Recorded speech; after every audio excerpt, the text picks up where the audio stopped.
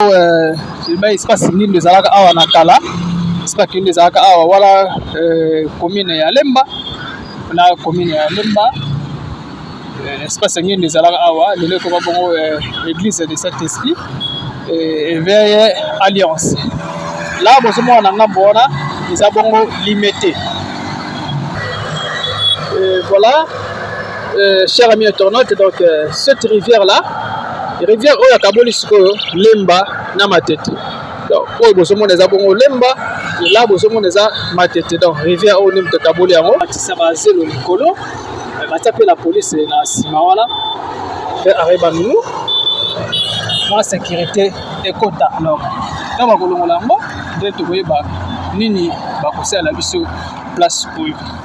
Voilà na nazo continuer pour Matete ba train na biso alekaka awa train lekaka awa ya biso yango oyo eza biso na biso suka ya makambo eleke bandeli mesiko oyo nde tango na biso lelo eza lelo don't have to wait till tomorrow poto kende liboso tia kondima likolo na nyoso.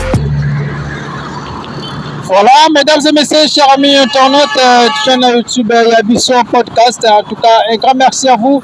Na soutien pour Pesa Rabiso. En tout cas, notre bagage kota la pena émission et bandeli tisuka et ça la Rabiso pena malamu mingi. Voilà, ozama koya moi l'habitude de la bino na combo ya Watakil 24 les lions de la presse congolaise autrement appelé Exode 14 Moine Bitina Nabino. Voilà, un grand merci à les traits d'affaires, un grand merci à Maître Kapolizo pour depuis Londres, moi na Oni Britannique et à Tongo à Londres. Voilà, un grand merci à Maman Laura Chou, Mère Boss, Maman Abane Belé. Un grand merci à Marcus Garvey, petit frère à Jésus. Un grand merci à Honorable Destemone depuis Belgique. Voilà, chers amis internautes, awa tozapi toujours la ville de Kinshasa. L'autre fois on a reçu la bino émission na bandaki na Koidro na ko suka bongo na 18e mairie et maintenant le long na ko sala bino awa toujours na boulevard Lumumba na place d'échangeur na bandango na place d'échangeur na ko suka ngo ti na Kimuta na suka bongo ti na Kimuta toujours vers boulevard Lumumba na suka ngo ti na Kimuta. Voilà, awa siko na za bo bibino moko zaka bongo siko mataka bongo sati ya ex ministre ya mboka la biso Congo na kombo ya Patrice Emery Lumumba pe ya son âme tango balongola ki yango awa et ba kotisaka yango na kati ya échangeur. Donc voilà, ozomona wana ye wana papa la biso Patrice Emery Lumumba pe à son âme. Donc nzoto na ye eza wana bauta na bongo Belgique basaka bongo mikuwa na ye ezalaka place wana na kati wana. Et à la prochaine émission tokota na kati tokolakisa bino kaka ndenge ezalaka. Voilà, nga lelo vraiment mingi na kolobela awa malembe comme d'habitude. Donc kosuka ngo bongo na Kimuta bozomo ba mituka na zomata ezokende bongo ponga bikambela bazokende ville partout nde kaka ezalaka. Et là oyo bazouta oyo bango bauti bongo la centre ville bauti ba Lemba bauti bango pangaba bazokita bongo district ya Changu parce que awa naza na district ya Funa. Maintenant ngana ko traverser malembe tina district ya Changu esiko wapi ngana bino to kabona mokola lelo bomoni bino ko nzela oyo ye autaka bongo Changu akena batuti na Matete et puis bazouta bongo likolo nde bana bino na bebi bazouta bongo na centre ville bazokende bongo vers district ya Changu. Voilà, sans plus tarder mais quand on a noté ça radio té na okita sko malembe on a traversé le boulevard de la Rebelle boulevard de la Rebelle on a traversé maintenant malembe ne kaka ezalaka. Restez toujours branchés sur votre chaîne Yabiso Podcast.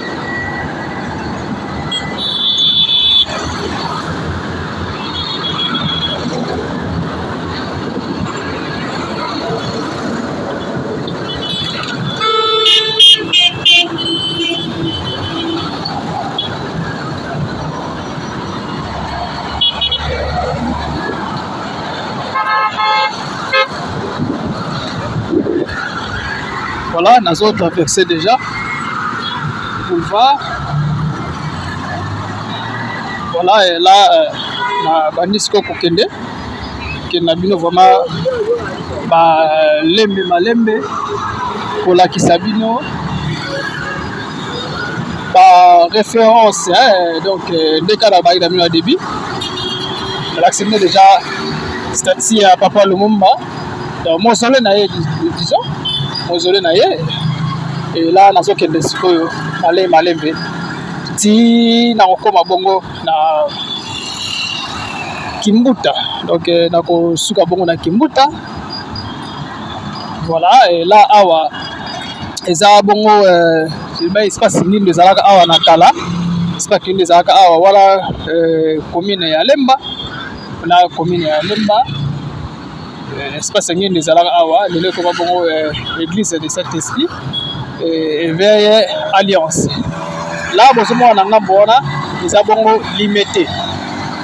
Au côté de la commune limitée, ils ont un bon, maintenant, on a un scoop awa. Nangambo ya Lemba, là où on est malé, toujours vers le boulevard Lumumba. C'est si quoi puis ngai na kokoma. En tout cas, ndenge na balabino kaka, vous s'abonnez massivement. Ok, tina cloche ya notification comme ça au monde apina ba émission ya kitoko. Bino bozomo kaka. Tolinga vraiment ba commentaire, donc ba commentaire na bino et ça la biso bien. Quand bozomo na bango ba remarque, au ça ba bo ça la mo sur commentaire et ba numéro pesa wana si bande quand le bengi moka ba cordon et to pe ba boss na biso. On a pour ça la carte remarque de la pena malam mingi donc voilà. Vous avez les abongos commune il y a Lemba, donc Lemba nazo kende malé mais kalami que na koma matete kalami que na koma matete vers koma matete wana limité toujours commune à limité nazana à boulevard Lumumba kwa muma nena zao na okende ti menkao ti na plata bateke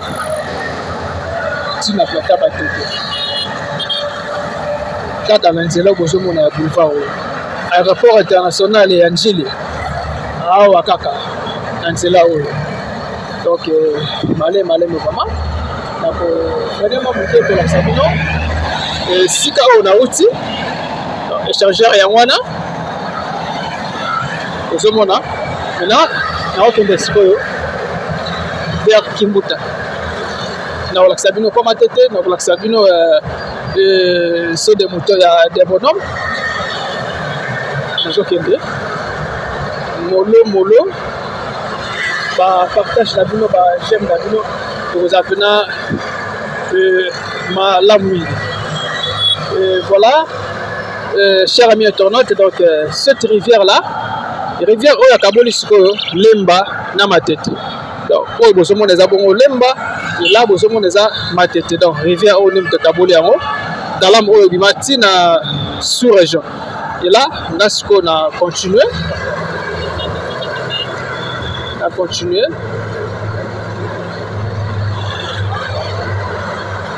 Bosomo banda ko zande Matete. Restez toujours branchés sur votre chaîne Yabiso Podcast. Et c'est tout juste après. Merci.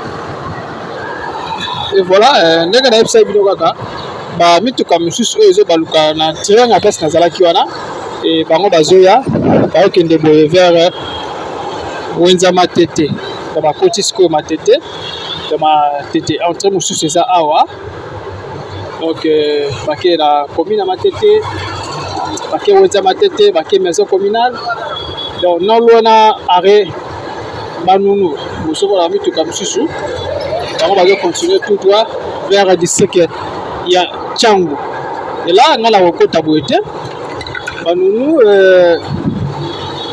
nazo continuer yango na continuer on a tiki yango bozomona na terrain ya Chobo wana terrain Chobo terrain ya football terrain Chobo awa na Matete et là nga na continuer bozomona bino moko toujours na boulevard Lumumba na bandi na place d'échangeur na kosuka bongo na boulevard Kimbuta et là awa vers arrêt Manunu to éviter ceux qui vont sala nini gouvernement congolais bango bayebi ba tangaka ba tol ba longola a to bi place ndenge zalaka na insécurité ya kosakana te zaki soto ko pela 18h 19h awa koleka te zaka pena mabe makasi samba l'État congolais bazaki bongo décision ya komatisa bazelo likolo batia pe la police na sima wana pe arrêt Manunu la sécurité ekota alors na bakolongola yango nde tokoyeba nini bakosala biso place oyo voilà nga nazo continuer wana espace ya lolo toyebi espace ya lolo jana de basalisa espace ya lolo référence nango oyebi quoi oyebi te kozomona espace ya lolo toyeba mebele ezaka na kati wana ya activité belebele eleka na espace ya lolo wana eza na commune ya Limete dans la commune ya Limete nga nazo continuer nakoma vers Kimbuta et nakosalaka nde nasalaka na fa passé nakopusa na mwa ndambu et après nakozwa moto ekitaka bongo ntina Kimbuta esiko wapi nga na bino tokokabwana voilà mboka na biso Congo surtout ville province ya Kinshasa c'est comme une ville moko très populaire comme une ville moko très populaire bamituka ekomi ebele bamoto 2 pneus ekomi ebele voire même 3 pneus ekomi ebele zo sikoyo bato en parlant même pas et yango tozomona bongo bambouteillage mpe ekomi makasi ya kosakana te l'État congolais azwaki bamesure tomoni ba FARDC bapem babimaki na nzela mpona kongola bongo banzela to mpe kozongisa bachanteur oyo bazalaka bamuko mpona kozongisa bango na nzela ya koboya vraiment basens scénique wana c'est pas important kozala mpena baaccident qui yango tozomona la police na nzela ba FARDC na nzela mpona kosala kaka mosala la wana bozomona commune ya Matete Matete déjà na sala bino na okota su Matete te nazo continuer nasolakisa bino kaka ba référence oyo eza bongo vers boulevard Lumumba donc voilà nazo continuer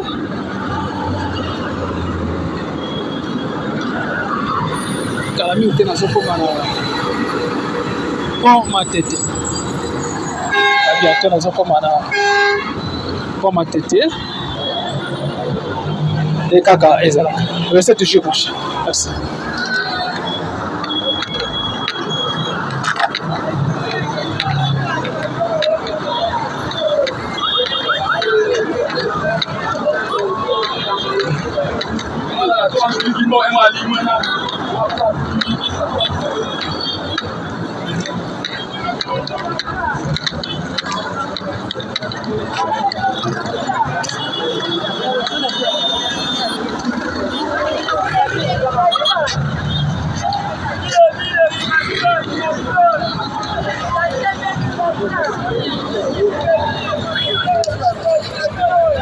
Et là bozomona mituka oyo arrêt banunu bamituka bazokita na se wana bakokende vers poids lourd bakokende lokota na pont na se ya pont bazokende vers poids lourd bakokende boulevard poids lourd bauti matete mwana bamituka oyo ezokende vers poids lourd voilà babenga bongo arrêt banunu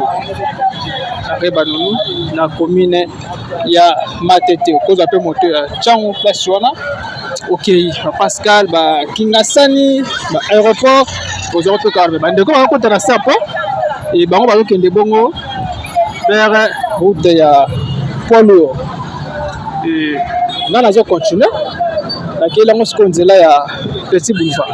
Voilà, restez toujours branchés.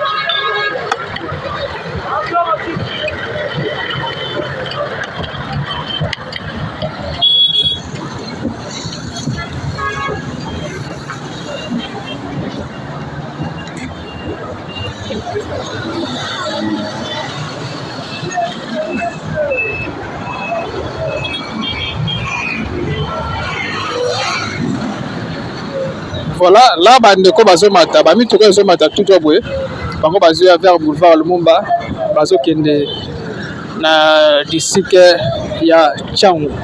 Donc voilà ngapi awa na bimi vers boulevard Lumumba.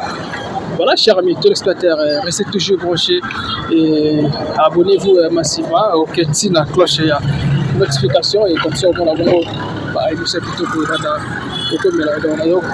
comme non loin na comme tete.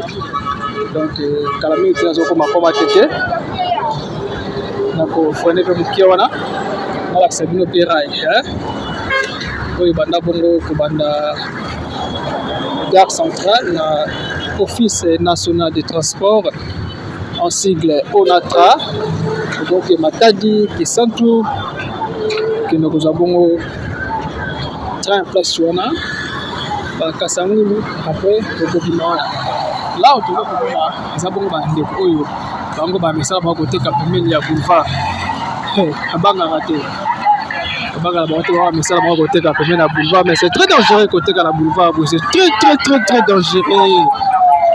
Comment la police azolanda bango yebela kabasele soka ye aïe soka kosera mai ezapena mabe. Voilà na commis vers Komatete oyo ba ndeko bateka la bango ya boulevard c'est pas bien ezapena malamu penate za malamu te faut que nous koteka esika oyo longo bani ba marché zebele beaucoup tala wonze ezala bien que koteka la balabala boye na makada boulevard aussi c'est pas bien. Là bozomona Komatete ba train na biso alekaka awa train lekaka awa mwenze koma lango pembe na rail bozomona bino moko mwenze pembeni ya rail c'est pas bien. Bo bandeko bozomona bango bazo évacuer bongo ba poubelle esika bakenda kozwa ngo na Matete awa bake kobwaka ngo esika longo bani. Voilà oyo bazokende vers route de la paix bamoto bakende vers route de la paix ya Kiseso bamoto bozomona bakende la paix ya Kiseso wana eza rail train donc on est sur Komatete on est sur Komatete là c'est Komatete. Là nous allons continuer toujours kokita nde na sala bino kaka na limité de première à 18e nde mpe naye kolakisa bino awa place d'échangeur ti na Kimbuta. Voilà, namona pena ba réaction na bino sur les commentaires et couple na yebi se bazowela nini ba couple ile mazododo oyo. Ah nzambe na ngai mboka na biso konga po koloba gouvernement za mabe ye moko nde ozomela bimela na ndenge moko elongo bani te. Donc voilà,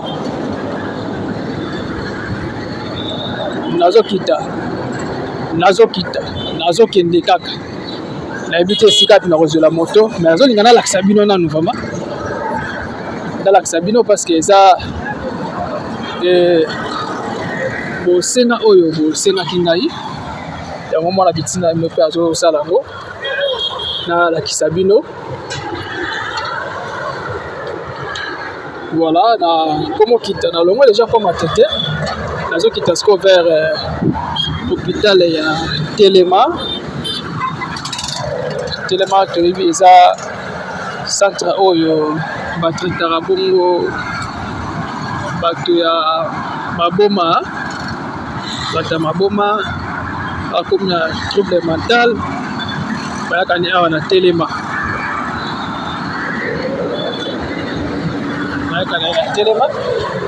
mpona kosalisa ye ndeko azonga ndenge azalaki.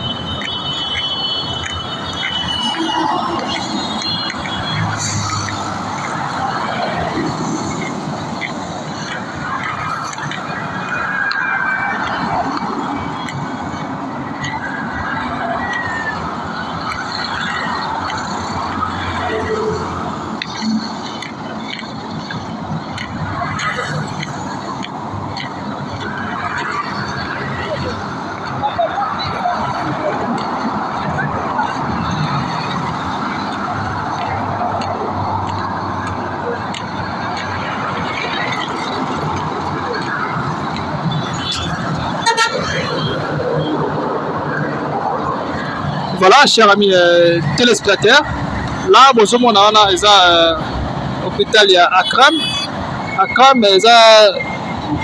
hôpital les belé en Afrique province de Kinshasa. Dans la commune belé, la commune belé, Akram, nzela on a bonjour, on a trois pinés et bango baza bande ko ba okende bongo boulevard ya Poilou.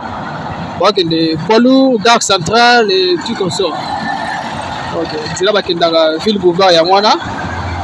Attention ya Poilou sur outil Tchango nde okende nzela wa. Et merci, nga nazo continuer. La commune wana hôpital ya Telema.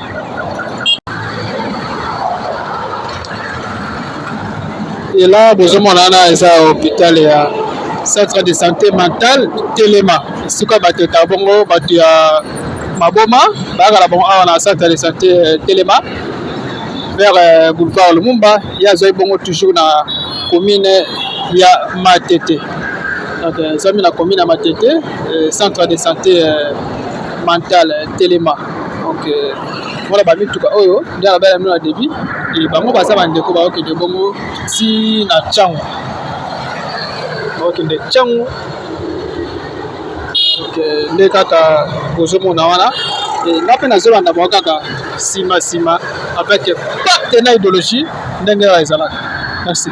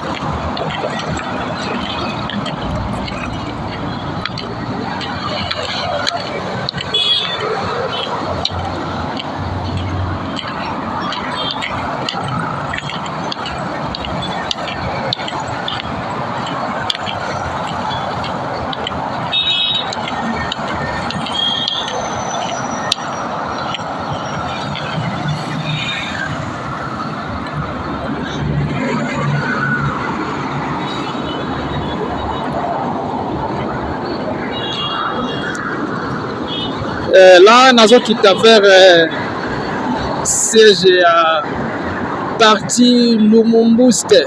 Parti Lumumbiste en sigle PALU. Et c'est qu'il y a papa Nabiso défunt Antoine Kizenga, et à son âme, siège à PALU. Calamité Nazoko Mawana. Nous pouvons en haut.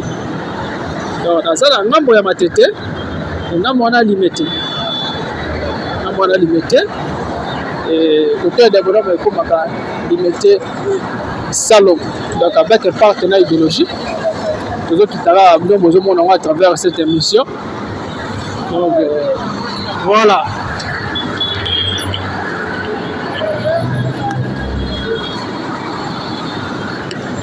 Et bah, le drapeau à Bozomo ne s'occupe pas. Les abonnés parti Lumumbiste. Palou en sigle siège social. Il y a Badougamso à Palou.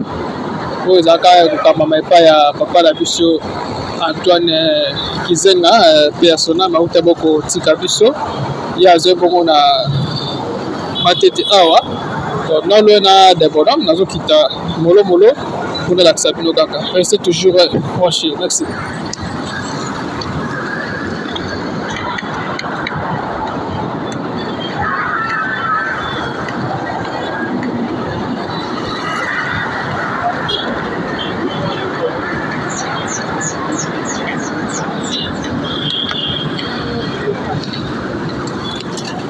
Et papa Palou, maman Palou, bazara kande.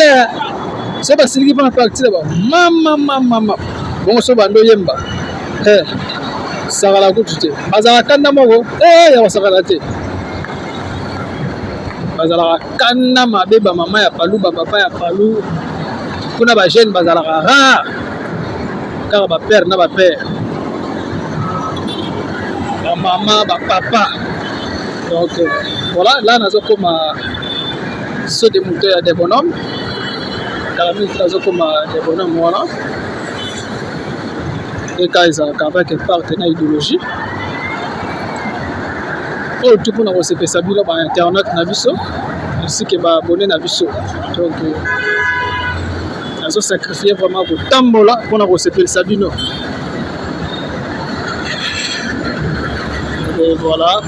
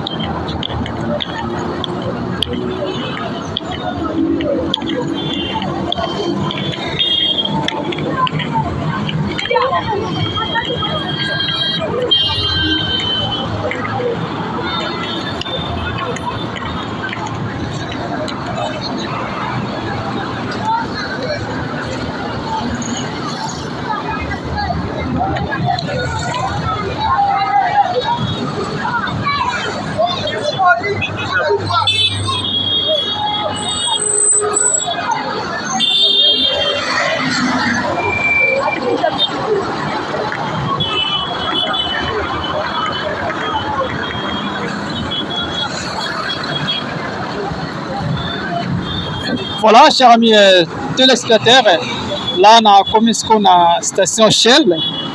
Ils ont bon des bonhommes. Toujours on a commis na matete. On a commis na station Shell. Station Shell yangoyo. Quartier des bonhommes, commune Matete. Là c'est limité Salongo. On est d'abord limité Salongo. Station énergie basali biso ya sika wana eza na limité salon. Donc voilà. La commune arrêt tombé na bongo Shell. Ce cotisando oti kambela. Papa kiti sanga na Shell. Shell ne arrêt yango. Arrêt Shell yango. Donc on a continué. Voilà.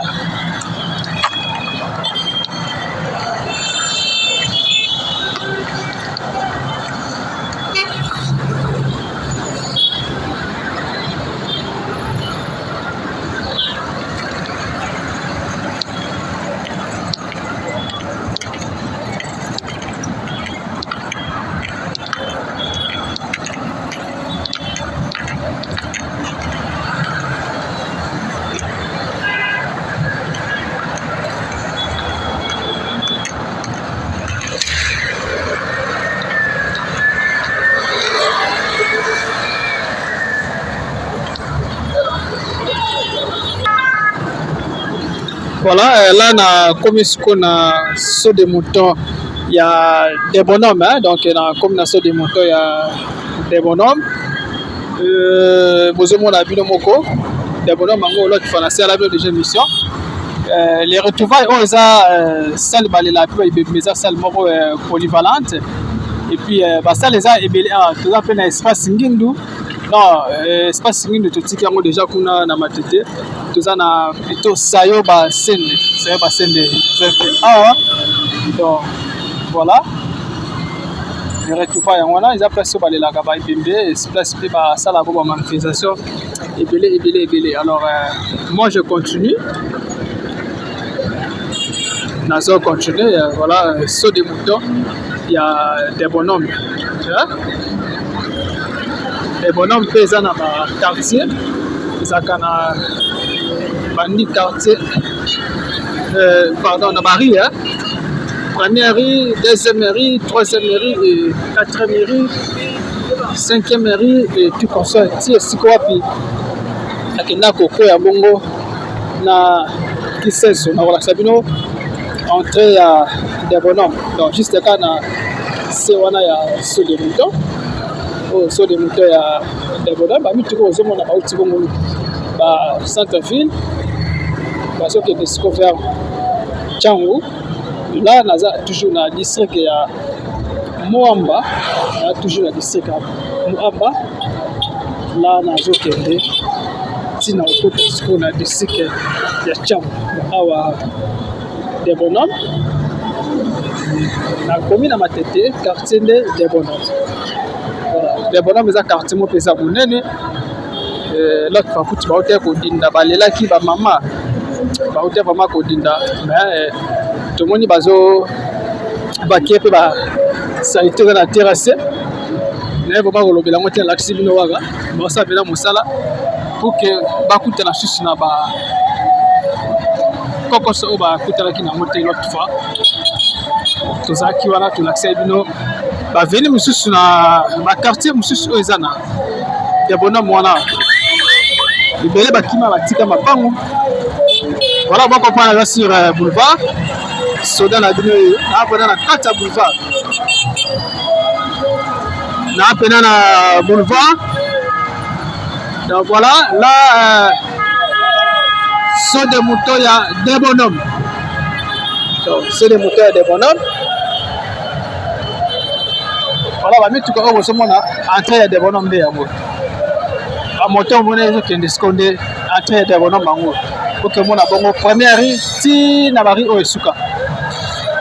Entrée, il y a des bonhommes. Alors, là, il y a des continuer. On va continuer vers boulevard.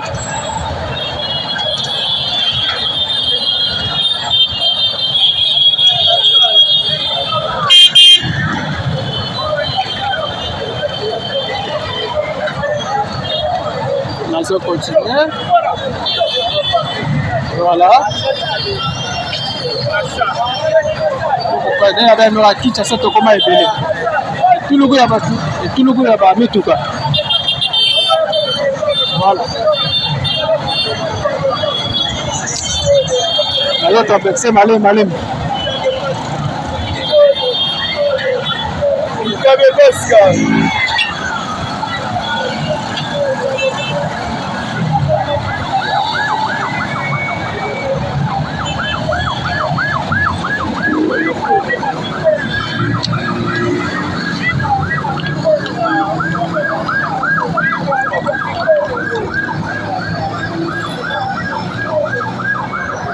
awa ezalaka arrêt banda kotia mpe banda créé bambouteillage mais lokwa bapusi bango c'est bon nzela etikali polele donc boye nde ezalaka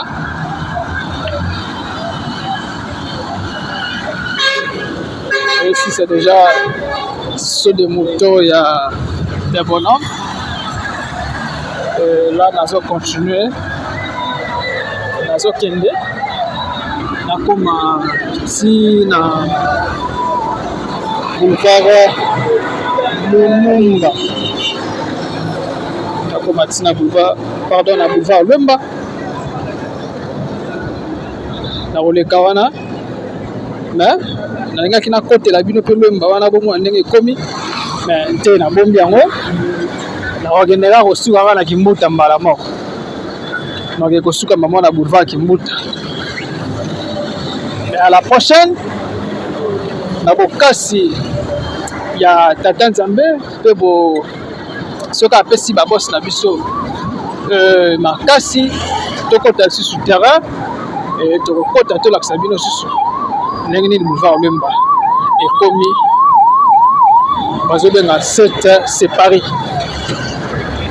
Voilà, nasilisi saut de mouton ya diabolo bomoni et roulage ya bozomona yazokende kotala bongo bana moto bamoto wana bango bakanga mingi bamoto wana bakaka na likolo saut de mouton bapekisaka bango mpe bayokaka te. Voilà, nga la continuer.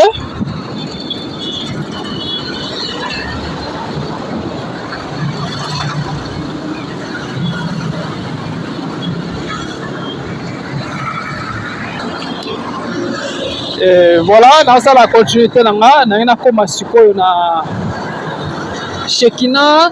En tout cas ndeko na biso ya Shekina j'ai de larmes aux yeux tant na monaki ba vidéo wana ko perdre biloko jole bongo Shekina ezaki bongo esandue moto pene pelaki na kati. En tout cas esumaki te esalaki pasi salaki pena pasi makasi. En tout cas ezala mutu moko te azalaki d'accord oyo eza bongo université na bango institut et puis na ba primaire la bango eza maternelle et tout consomme station Kobi zomi na Liberté Salongo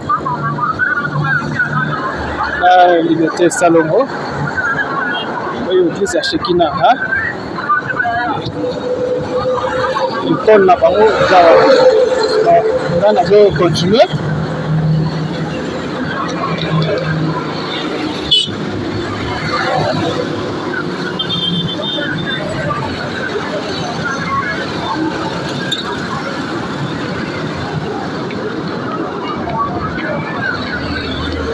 Bâtiment nyonso bozomona oyo eza bongo ba université na bango école primaire et secondaire.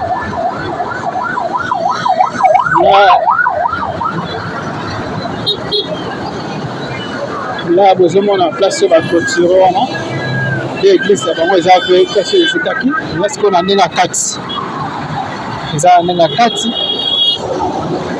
moye toza pena ba match pena bien pesate po naza toujours na boulevard église ya Shekina yango wana bozomona oyo eza ba école na bango wana église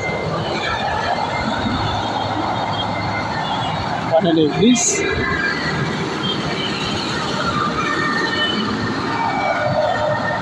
église na bango yango mais nga nazo continuer nakoma ti na boulevard Kimbuta et restez toujours branchés, c'est tout va juste après. Merci.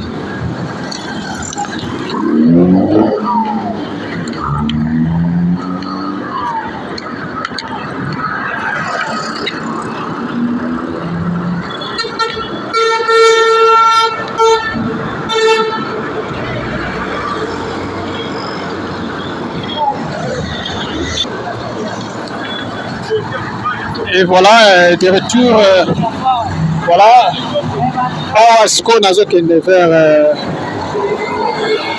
quand il y a rivière Njili, ici quand wapi tozoka bwana na district ya Moamba, ici quand tozoka bwana district ya Moamba, dans Moamba na zopesa ngo mokongo et ngala zo tala siko déjà nzela ya Changu. Donc Kalami qui comme na pont ya Maya Njili oyo kaboli Moamba na Changu. Voilà, restez toujours branchés sur votre chaîne Awandeska pour avoir vraiment d'informations vraies kaka ndenge ezalaka. Merci beaucoup.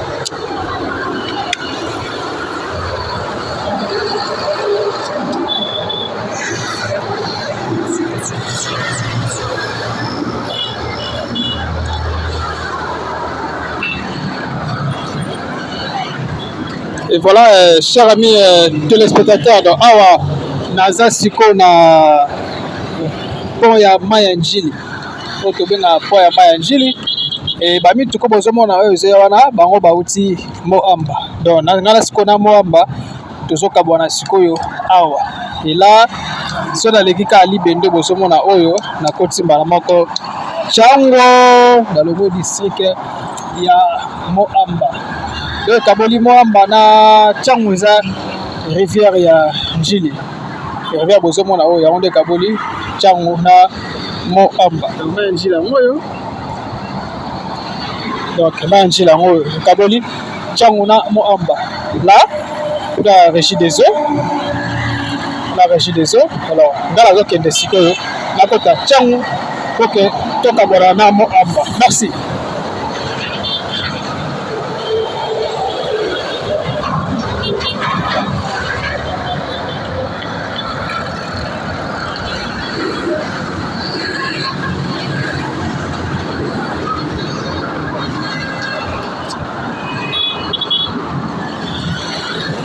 Voilà, chers amis, téléspectateurs, on a côté ce qu'on a d'ici, il y a Baka, d'ici, il y a Bakale, d'ici, il y a Prêtre, d'ici, il y a Yaya, Noko, Maman, Papa, Chamune, Makambu, d'ici, il y a Chamune, ce qu'il y a na côté.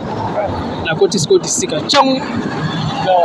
Voilà, bon, ça, on a commune à Massina, awa commune ya Njili, awa naza vers quartier 8. Naza vers quartier 8. Nazo kende sikoyo. Ngambo wana Masina. Entrée ya Petro Congo. Ngambo yoza Njili quartier 8. Nous sommes au quartier 8.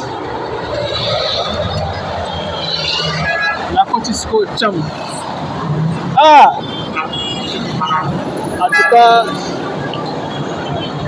pour manifester à travers cette émission, j'aime Nabino, commentaire Nabino, et vous apprenez Malaming. Mais nous commençons sur Kimuta, nous sommes dans la quartier 1, la première entrée Eucalyptus.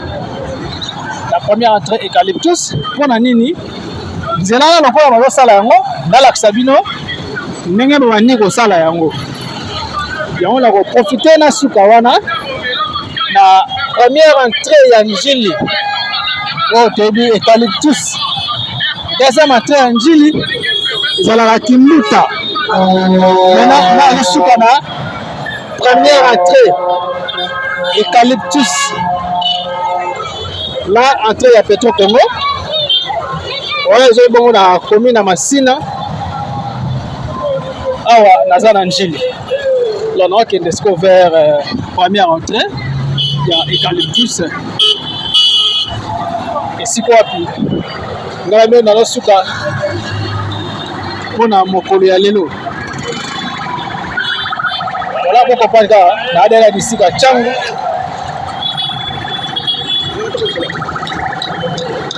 Bientôt nous comme après première entrée Njili Eucalyptus.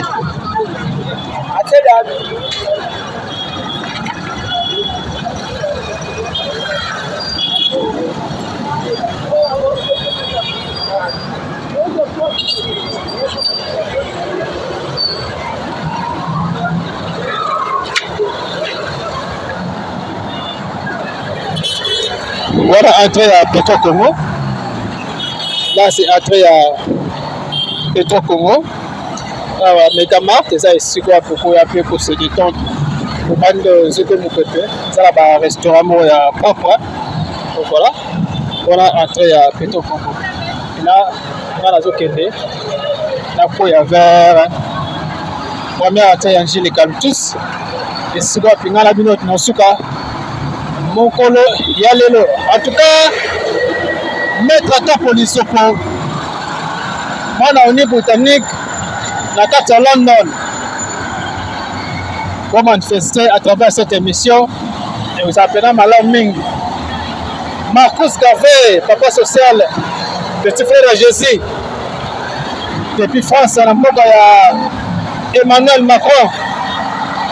En tout cas namona bina ba commentaire na bino ils appellent Malam Ming famille de Nzolo Mobima na pesi bino mota to mère nanga Christine na pesi ba mota to Chris Bangi depuis Irlande Coco la perle il y a Coco la perle depuis Hollande ba mota to donc normalement comme déjà vers la fin de cette notre émission Junior Mwanda faut manifester et ça appelle Malam Ming. Voilà, mais moi la bande qui n'a bino na place ya échangeur na ko suka awa tina ko mana première entrée il y a Eucalyptus Angeli quartier 1 première entrée route c'est comment suka ne wana nayebi ke bozalaki ebele vraiment ya kolanda émission ya lelo bozalaki mpena tellement ebele devant bakandoiki ya na bino mon vieux trésor lutona du l'homme à 500 000 valisa bilamba ya maman Laetitia Kanolo. Un grand merci à vous pour votre soutien. Un grand merci aussi à notre chef Patrick Mouyaya Zala. Un grand merci à vous.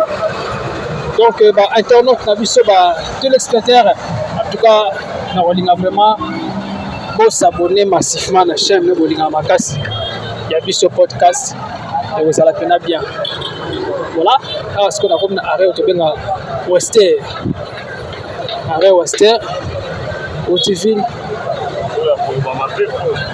Papa Alfred qui dit ça na arrêt Wester ya moyo zana Jili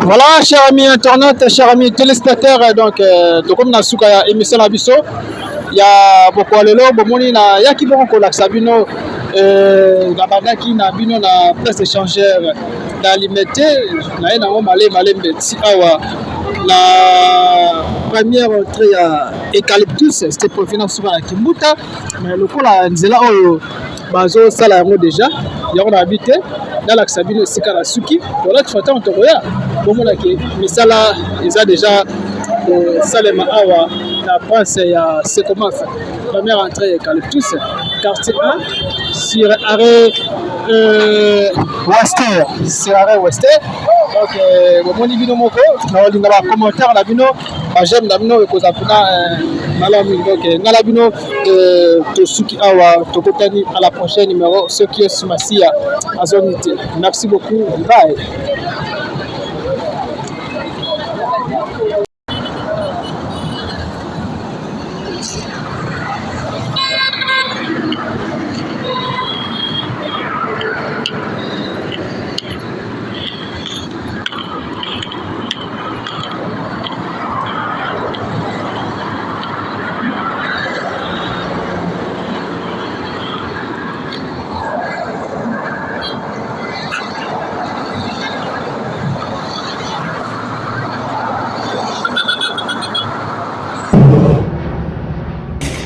ya biso yango oyo eza biso na biso suka ya makambo eleki ebandeli me sikoyo nde ntango na biso lelo eza lelo don't have to wait till tomorrow po tokende liboso tia kondima likolo na nyonso po mosika towuti nini te tomoni na nyonso tosali mekoli forever grateful I'm counting my blessing my way to a begin cause eleki mingi likolo na se kolekaba ute bandeli si tobengama balongi always give thanks for the life I'm living ekomi elengis like I'm watching a movie soki nakanisi bolamu na yo elekelaka ngai osali ya kokamo